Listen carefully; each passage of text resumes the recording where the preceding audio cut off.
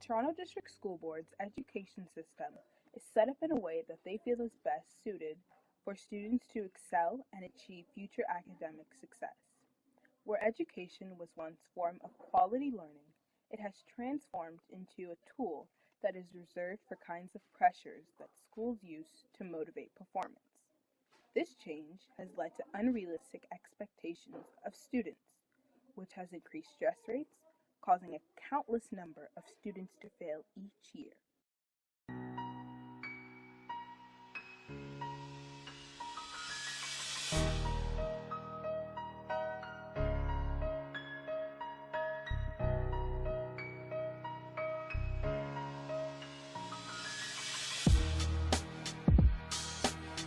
Not only are students expected to excel academically, they are also expected to be well-rounded members of a sports team and clubs that require lots of time and dedication, as well as managing a part-time job. A recent U.S. Census Bureau study showed that 1 in 4 high school students over the age of 16 hold a part-time job. Every day we have these expectations from our parents and teachers to do as well as we can, and with all the work it seems nearly impossible to do so. Our teachers seem to have no idea what's going on in their students' lives and all the different pressures that we feel. It's just inconsiderate to be assigned so much work from 8 different classes. We want to succeed so badly to make our friends and family proud, and sometimes we feel we simply can't. They may look like laid-back high school students on a beautiful spring day, but one student at Los Altos High said looks are deceiving. Stress is, in a word, overwhelming. That's not just talk. Sarah Loebner has the numbers to back it up. Her student group worked with Stanford University on a year-long study of stress and its effects on 1,400 students. I didn't expect the numbers to be so across the board kind of crazy. Almost half of the students surveyed reported having trouble sleeping due to stress. About a third admitted to having cheated to get better grades. 57% said they felt burned out, either often or every day. And many said they do activities and sports not for fun, but because it looks good on their student resumes. Kids are trying to be everything. And, trying to take all the AP honors classes, get straight A's. Judy Prothro was a counselor who said most of the stress is caused by out-of-control college competitiveness. Sports, extracurricular activities, and it goes on. And it gets to the point where they really don't have a life anymore. They don't have time to sleep.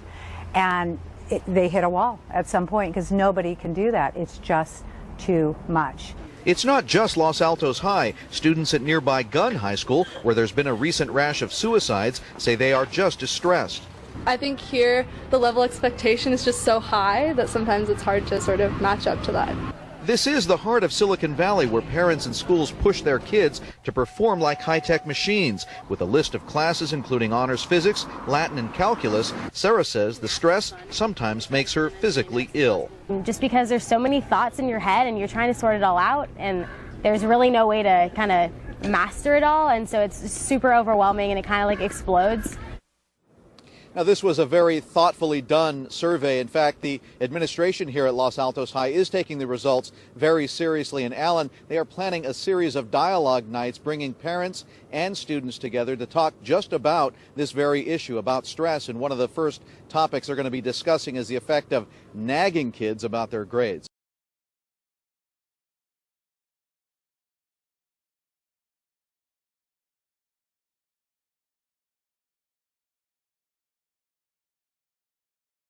Yeah, school definitely causes me stress because I have so much homework. I never have enough time to finish it all. I always have to pick what my priority is going to be. Sometimes I can't get to it all, and I rarely get enough sleep. You're supposed to have at least 8 hours. I don't get that if I do all my homework, so it's stressful.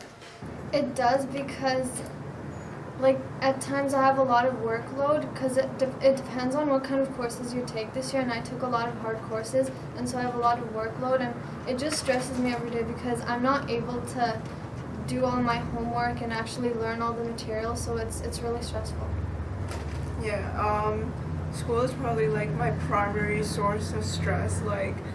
It's 90% of all the stress in my life.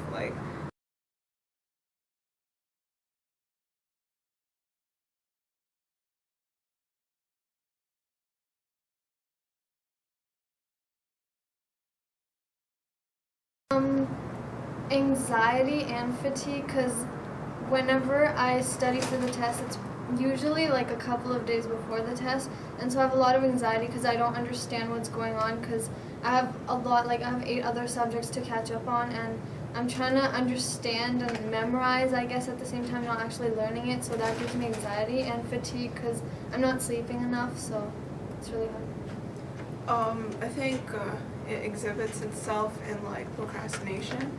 Like the more stress I have, the more I procrastinate, and the cycle repeats itself. And yeah, and also like fatigue and like staying up late, because it's like I need to get this done, but you know I'm too stressed to actually do it. You know, so I'll be procrastinating, and like it'll be like 2 a.m. and I'm like I need to get this done, but I'll be doing something else.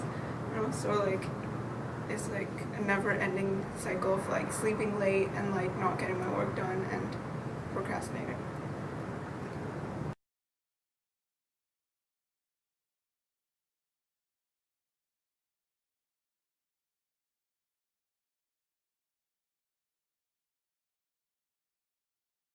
With today's education system, students are constantly bombarded with loads of homework, assignments, and tests that they simply don't have the time to manage at all. In a 2006 comprehensive study on the stress levels of teens, 78% of the youth surveyed reported that most of their stress came from their schoolwork. Yes, stress is normal. It happens to everyone all the time. Stress helps us live every day by giving us motivation to stay focused and alert. But too much stress can raise blood pressure and lead to possible anxiety disorders. For many students, school is the biggest stressor of all. Class after class, project after project. It just becomes too much. At times, students are given so much test in one week that it is impossible to study for all of them. This later results in students having to pick and choose which ones to study for.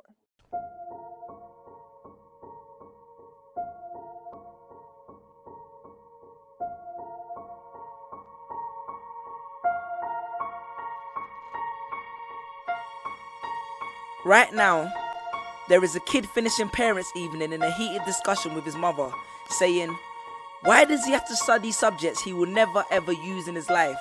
And she will look at him blank-eyed, stifle a sigh, think for a second, and then lie. She'll say something along the lines of, "You know, to get a good job you need a good degree, and these subjects will help you get a good degree. We never had this opportunity when I was younger." And he will reply, "But you were young a long time ago, weren't you, Mum?"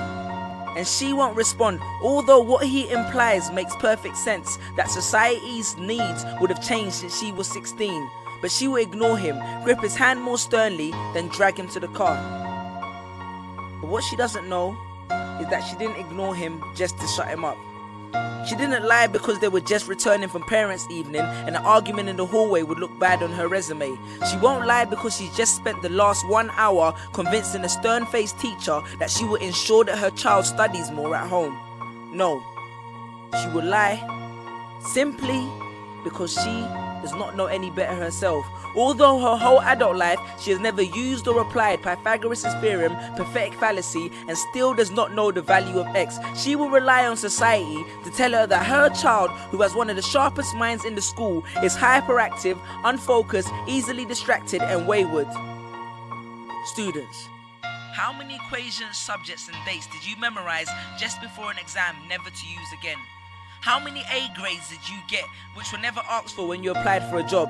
How many times have you remembered something 5 minutes just after the teacher said stop writing, only to receive your results 1 month later to realize that you were only 1 mark short of the top grade?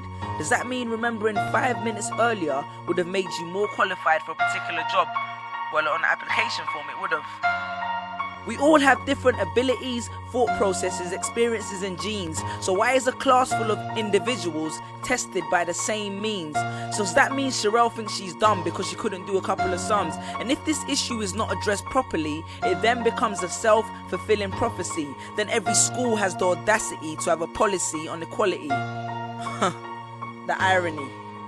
Exams are society's methods of telling you what you're worth.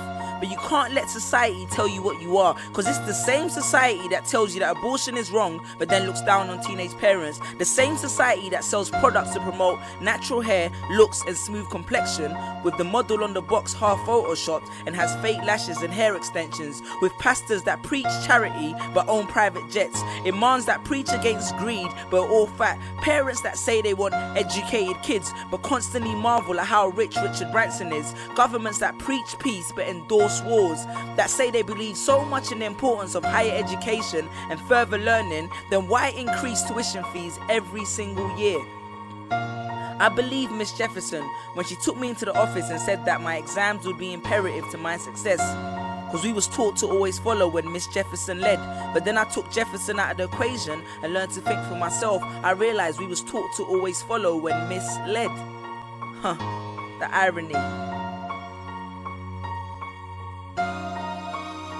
Test us with tests, but the finals are never final, because they never prepare us for the biggest test, which is survival. And what I suggest is fairly outlandish, so I do not expect everyone to understand this, except for the kids who knows what it feels like to be worth no more than that D or that A that you get on results day, and the ones whose best stories were never good enough for the English teacher, because apparently you missed out key literal techniques, did not follow the class plan, and the language was too informal for him to understand. But then he'd reference Hamlet and Macbeth, and you'd fight the urge to express your contempt by partially clenching your fist with only your medius finger left protruding in the middle of your hand, and then asked if he was aware that Shakespeare was known as the innovator of slang, or the kid at the back of the class who thinks, why am I studying something that doesn't fuel my drive? But then when confronted with a maths problem, his eyes come alive. So this one is for my generation, the ones who found what they were looking for on Google, the ones who followed their dreams on Twitter, pictured their future on Instagram, accepted destiny on Facebook. This one's for my failures and my dropouts,